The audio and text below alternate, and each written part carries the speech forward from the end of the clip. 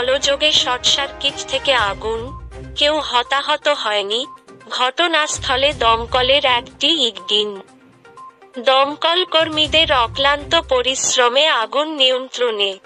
আনুমানিক বিকেল 5টা নাগাদ আইসক্রিম ফ্রিজ থেকে শর্ট সার্কিট হয়ে আগুন লাগে বলে অনুমান। কেউ কোনোরকম আহত বা নিহত হয়নি। পরিস্থিতি নিয়ন্ত্রণে।